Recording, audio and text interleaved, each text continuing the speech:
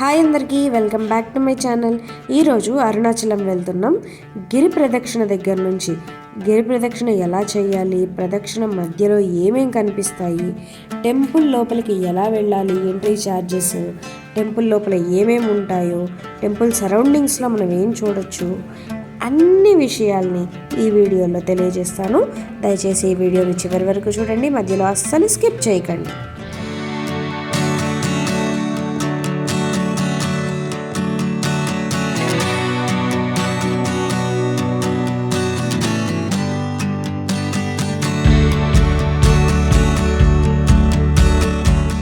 ఈ అరుణాచలాన్ని తిరువణ్ణామలై అని కూడా అంటారు. ఈ క్షేత్రం తమిళనాడులో ఉంది. ఎలాగో అక్కడికి వెళ్తున్నాం కాబట్టి ఈ క్షేత్రం గురించి కొన్ని విషయాల్ని తెలుసుకుందాం. అసలు ఈ ప్లేస్కి అరుణాచలం అనే పేరు ఎందుకు వచ్చిందో తెలుసా? ఈ కొండ మీద పంచభూత లింగాల్లో ఒకటైన అగ్నిలింగం ప్రతిష్ఠించి ఉంది. అరుణ అంటే ఎర్రని, అచలం అంటే కొండ అని అర్థం. అలాగే తిరువణ్ణామలై అని ఎందుకంటారో తెలుసా? తిరు అంటే శ్రీ, అన్నామలై అంటే కొండ అని అర్థం. ఈ అరుణాచలం కొండపైన అరుణాచలేశ్వర స్వామి దేవాలయం ఉంది. ఈ దేవాలయాన్ని ఇక్కడి వారు అన్నామలయ్యర్ తిరుకోయిల్ అని పిలుస్తారు. గిరి ప్రదక్షిణ స్టార్ట్ చేసే ముందు మనస్ఫూర్తిగా ఆ విఘ్నేశ్వరుని దర్శనం చేసుకుని ఇంకా మా గిరి ప్రదక్షిణని స్టార్ట్ చేసాం. మేము బెంగళూరు నుండి తెల్లవారుజామున 5:30కి మా జర్నీ స్టార్ట్ చేసాం. ఎర్లీగా స్టార్ట్ అయ్యాం కాబట్టి మాకు 5 hours టైం పట్టింది.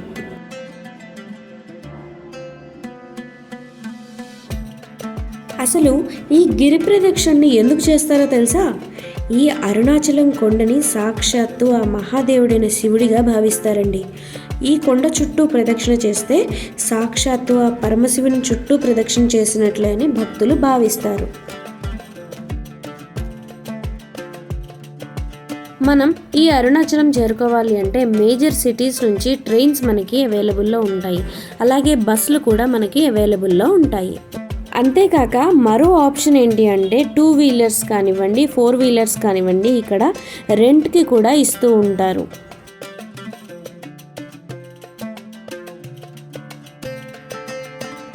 మేము గిరి ప్రదక్షిణ చేసేటప్పుడు మాకు ఈ జింకలు కనిపించాయి. ఎంత క్యూట్గా ఉన్నాయి కదా. ఈ గిరి ప్రదక్షిణ మొత్తం 14 kilometers ఉంటుంది. చాలామంది భక్తులు కాలినడకన ఈ గిరి ప్రదక్షిణని చేస్తారు. కానీ నడవలేని వారు ఆటోలు అలాగే తమ ఓన్ వెహికల్స్లో ట్రావెల్ చేయొచ్చు. ఈ గిరి ప్రదక్షిణ చేయడం వల్ల గిరి పైన ఉన్న మహౌషధి ప్రభావం వల్ల శరీరానికి, శివస్మరణ వల్ల మనస్సుకు, శివానుగ్రహం వల్ల ఆధ్యాత్మిక జీవనానికి స్వస్థత లభిస్తుంది అని ఒక నమ్మకం. ఈ గిరి ప్రదక్షిణలో మనం 8 లింగాలని దర్శించుకోవాల్సి ఉంటుంది. అసలైతే లెక్క ప్రకారం రాజగోపురం దగ్గర నుంచి ప్రదక్షిణ స్టార్ట్ చేయాల్సి ఉంటుంది. కానీ మేము విఘ్నేశ్వరుడి గుడి దగ్గర నుండి మా గిరి ప్రదక్షిణని స్టార్ట్ చేశాము. మరి ఇంత ప్రసిద్ధమైన ఈ గిరి ప్రదక్షిణ చేయడానికి కొన్ని నియమాలు, జాగ్రత్తలు అయితే ఉన్నాయి. అవేంటో ఇప్పుడు చూద్దాం. ఈ గిరి ప్రదక్షిణ చెప్పులు లేకుండా చేయాల్సి ఉంటుంది. ఉదయం పూట గిరి ప్రదక్షిణ చేయడం చాలా కష్టం. 9 లోపే ఈ గిరి ప్రదక్షిణని ముగించేయడం చాలా మంచిది. ఈ గిరి ప్రదక్షిణ చాలా వరకు తార్ రోడ్డు పైనే జరుగుతుంది. ఈ మధ్య కాలంలో గిరి ప్రదక్షిణ చేయడానికి వీలుగా రోడ్డు పక్కన ఫుట్పాత్లు కూడా అరేంజ్ చేయడం జరిగింది. ఇక్కడ ఎండలు బాగా ఎక్కువగా ఉంటాయండి. మేము ఇక్కడికి రావడం అయితే 4వసారి. మా అదృష్టం బాగుండి ఈసారి మాత్రం ఎండ కొంచెం తక్కువగానే ఉంది. ప్రదక్షిణ చేసేటప్పుడు తలపైన టోపీ లాంటివేవి ధరించకూడదు. అలాగే గిరి ప్రదక్షిణ ఎంత త్వరగా పూర్తి చేస్తామని కాకుండా నిదానంగా శివనామస్మరణ చేస్తూ వెళ్తే చాలా మంచిది. గిరి ప్రదక్షిణ చేసిన ఫలితం కూడా మనకి దక్కుతుంది. ఇక్కడ కనిపిస్తున్న శివాలయం చాలా ప్రత్యేకమైనది. ఈ శివాలయము అరుణాచలం కొండ మీద ఉన్న మెయిన్ టెంపుల్కి కరెక్ట్గా ఎదురుగా ఉంటుందండి. ఇక్కడ నుంచి మనం అరుణాచలం కొండ మీద ఉన్న పీక్ పాయింట్ని మనం చూడొచ్చు. ఈ టెంపుల్ వెనుక పక్క ఒక న్యాచురల్ లోటస్ పాండ్ని మనం చూడొచ్చు.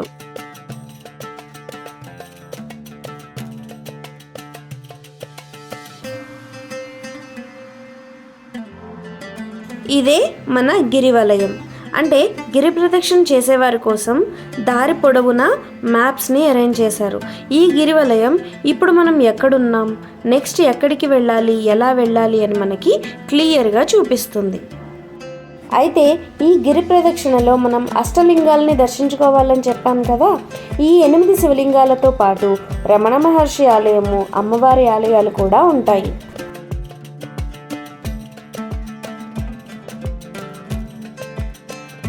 అయితే ఆ ఆలయాలను దర్శించేటప్పుడు అక్కడున్న అర్చకులు శివలింగానికి అభిషేకం చేసిన విభూతిని మనకు ఇస్తారు.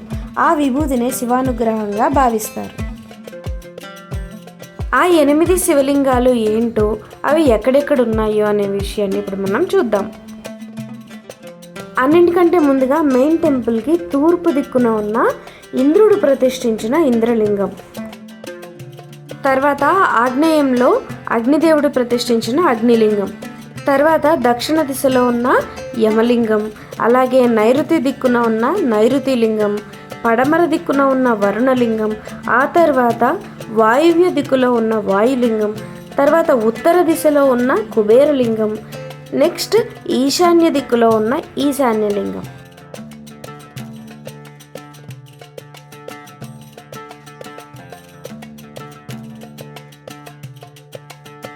అయితే ఈ గిరి ప్రదక్షిణ అనేది కేవలం మనకు ఎడం వైపు మాత్రమే చేయాలి. ఎందుకంటే కుడివైపు దేవతలు, సిద్ధులు అదృశ్య రూపంలో గిరి ప్రదక్షిణ చేస్తూ ఉంటారంట. కాబట్టి మనం వారికి ఎదురు వెళ్ళకూడదు.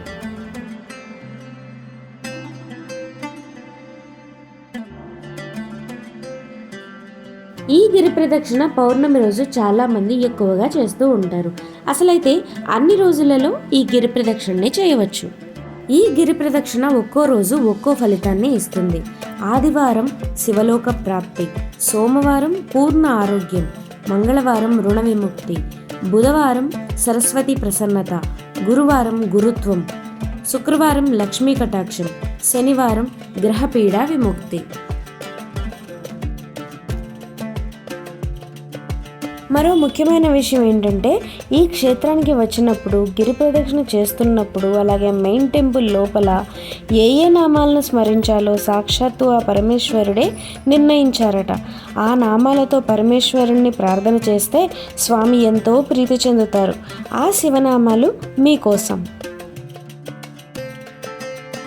నిరంజనుడు, అరుణాద్రీషుడు, జనప్రియుడు, ధీరుడు, శివుడు, సేవక వర్ధకుడు, జగన్నాథుడు, మహాదేవుడు, నాగభూషణుడు, అరుణుడు, త్రినేత్రుడు, బహురూపుడు, త్రిపురాంతకుడు, విరూపాక్షుడు, యోగీసుడు, అక్షరాకృతి, అనాది, భోగనాయకుడు, అంతరహతుడు, శివకాయుడు, బాలమూర్తి, క్షమామూర్తి, స్వయం ప్రభువు, ధర్మరక్షకుడు, వృషధ్వజుడు, హరుడు, జీవధారకుడు, సర్వాత్మ, గిరీశ్వరుడు, భర్గుడు, నిరంజనుడు, విమలుడు, శ్రోణాద్రీషుడు, ప్రసన్న రక్షకుడు, జ్ఞానప్రదుడు, స్మరాంతకుడు, ముక్తిదాత, అంధకరిపుడు, సిద్ధరాజు, ఐశ్వర్య వైభవుడు, దిగంబరుడు, శంకరుడు, శంభుడు, సర్వ విఘ్నేశ్వరుడు, అనగుడు, గంగాధరుడు, శ్రీ హాలాహల సుందరుడు, మృగమదేశ్వరుడు,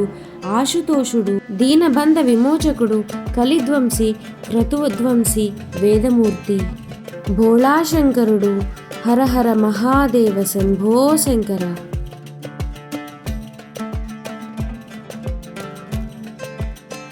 ఏడాది పొడవునా అరుణాచలంలో ఎన్నో పండుగలు జరుపుతూ ఉంటారు, ఉత్సవాలు చేస్తారు. మరీ ముఖ్యంగా కార్తీక మాసంలో విశేషమైన పూజలు జరుగుతూ ఉంటాయి. కార్తీక పౌర్ణమి రోజు అరుణాచల కొండల పైభాగంలో 3 టన్నుల నెయ్యితో కూడిన జ్యోతిని భారీ దీపంగా వెలిగిస్తారు.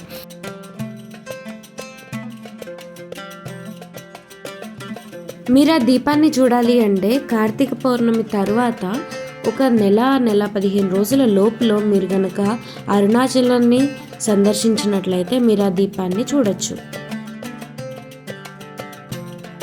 ఈ అరుణాచల క్షేత్రంలో అణువణువు శివనామస్మరణతో మారుమ్రోగుతుంది. ఈ అరుణాచలేశ్వర స్వామి దేవాలయం ఎలా ఉద్భవించిందో ఇప్పుడు మనం తెలుసుకుందాం. ఒకసారి పార్వతీదేవి శివుని నేత్రాలని మూసింది. కళ్ళు మూసింది కేవలం క్షణకాలమే అయినా సృష్టి అంతా కూడా చీకటిగా మారిపోయింది. కొన్ని సంవత్సరాల వరకు చీకటిగా మారిపోయిన జగత్తును చూసి పార్వతీదేవి శివుణ్ణి తన భక్తులతో మళ్ళీ ఈ సృష్టిని ప్రకాశవంతంగా మార్చమని కోరింది. వెంటనే శివుడు ఒక అగ్ని స్తంభం వలె ఉద్భవించాడు. ఆ అగ్ని స్తంభం నుండి వచ్చిన ప్రకాశంతో జగత్తు అంతా కూడా ప్రకాశవంతంగా మారిపోయింది. తరువాత సకల దేవతల కోరిక మేరకు శివుడు అగ్నిస్తంభం నుండి ఒక శివలింగంగా మారి ఇక్కడ కొలువై ఉన్నారు. అర్ధనారీశ్వర తత్వానికి గుర్తుగా పార్వతీదేవి ఉమాదేవిగా, ఉన్నామలై అమ్మన్గా అవతరించి ఇక్కడ కొలువుదీరారు. ఇంతకు ముందే ఇక్కడ ఎండలు ఎక్కువగా ఉంటాయి అని చెప్పాను కదా, ఆ ఎండలు యొక్క వేడి తాపం అంతా కూడా అగ్నిలింగ రూపంలో ఉన్న అరుణాచలేశ్వరుని కారణంగానే ఉంది అని కొంతమంది భక్తుల నమ్మకం.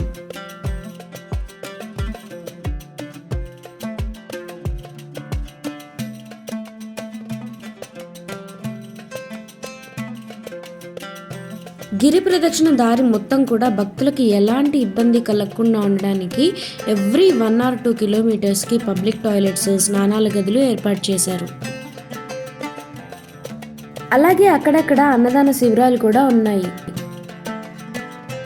ఈ అష్టలింగ ఆలయాలు కూడా ఆల్మోస్ట్ చాలా దగ్గరగానే ఉంటాయి కాబట్టి ఎక్కువ మనకి అలసట అనిపించదు.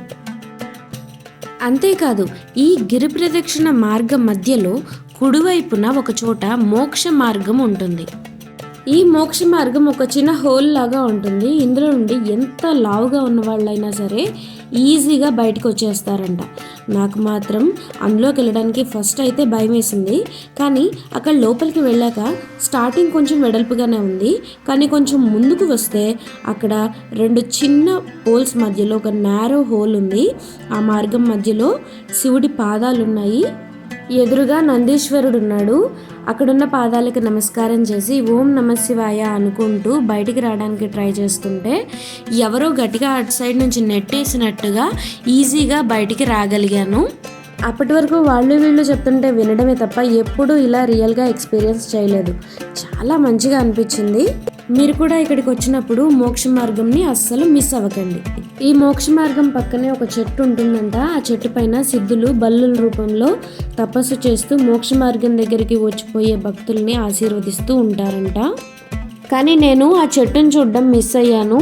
మీరు ఇక్కడికి వచ్చినప్పుడు మాత్రం ఆ చెట్టును చూడడం అస్సలు మిస్ అవ్వకండి. అసలు ఈ క్షేత్రంలో అడుగు పెట్టామంటేనే ఎంతో పుణ్యం చేసుకుంటే కానీ ఆ అవకాశం రాదు. శివుడి ఆజ్ఞ లేనిదే చీమ కూడా కుట్టదు అంటారు కదా, అలాంటిది ఆ శివుడే ఉన్న చోటికి మనం రావాలంటే శివానుగ్రహం మనకు ఎంతలా ఉండాలో ఆలోచించండి. నేను మాత్రం ఇక్కడికి వచ్చిన ప్రతిసారి చాలా బ్లెస్ఫుల్గా ఫీల్ అవుతాను. మేము అనుకోకుండా దీపావళికి నెక్స్ట్ డే ఇక్కడికి వచ్చాము. అందుకే అక్కడక్కడ టపాసులు కూడా కనిపిస్తున్నాయి.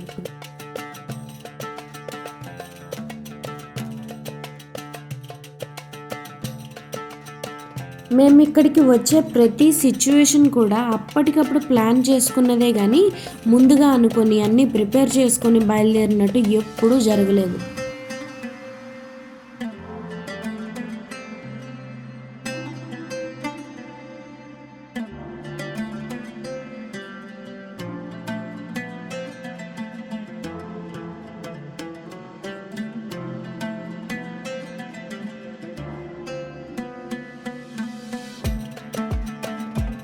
ఇదే రాజగోపురము. గిరి ప్రదక్షిణ స్టార్ట్ అయ్యేది ఎండ్ అయ్యేది ఇక్కడే. గిరి ప్రదక్షిణ స్టార్ట్ చేసే ముందు ఇక్కడ ఒక దీపం పెట్టి శివుణ్ణి మనస్ఫూర్తిగా ప్రార్థించుకొని గిరి ప్రదక్షిణని స్టార్ట్ చేస్తారు. అలాగే ఈ గిరి ప్రదక్షిణ మొత్తం కూడా అష్టలింగ ఆలయాల దగ్గర హారతి కర్పూరం కానీ దీపాన్ని కానీ వెలిగించి ప్రదక్షిణని కంటిన్యూ చేస్తారు.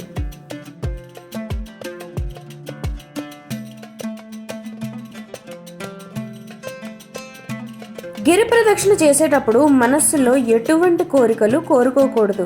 మన మనస్సు, ఆలోచన, ధ్యాస అంతా కూడా కేవలం ఆ అరుణాచలేశ్వరుని మీదనే ఉంచాలి.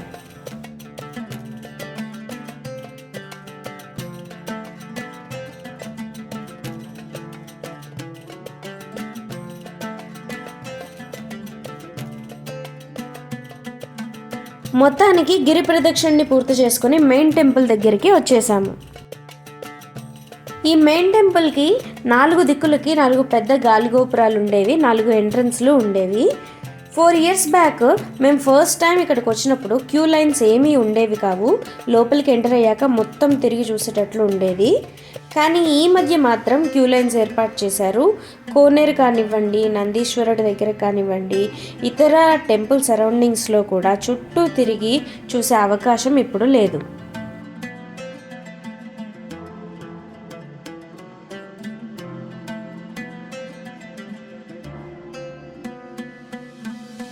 మీకు ఈ గర్భగుడి గోపురం పైన మీరు అబ్జర్వ్ చేసినట్లయితే అక్కడ మీకు ఒక చిలుక కనిపిస్తోంది కదా, ఆ చిలుక ఎవరో తెలుసా? అరుణగిరినాథర్. ఈయన సుబ్రహ్మణ్యేశ్వర స్వామి భక్తుడండి. చిలుక రూపంలో గోపురం పైన ఉంటారు.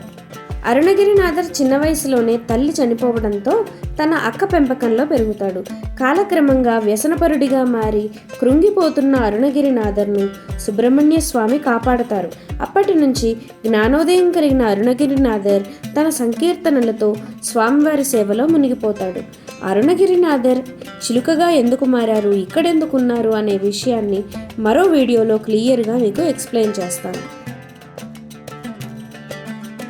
అరుణాచలేశ్వర స్వామి దర్శనం అయిన తర్వాత పక్కనే మరో గోపురంలో ఉన్నామలై అమ్మన్ అవతారంలో పార్వతీదేవి దర్శనం ఇస్తారు.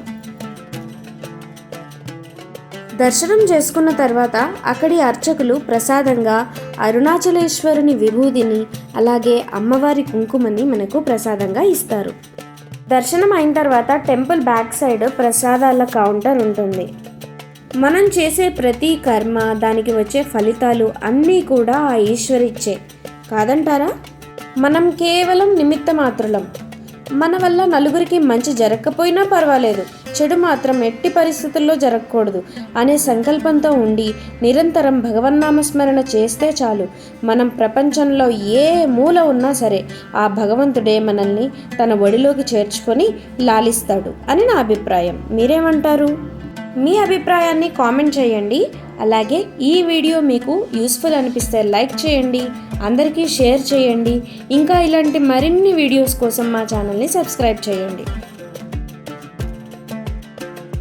మీ అందరికీ అరుణాచలేశ్వరుని దర్శన భాగ్యం కలగాలని మనసారా కోరుకుంటూ మరో మంచి వీడియోతో మళ్ళీ మీ ముందుకు వస్తాను. అప్పటి వరకు బై బాయ్.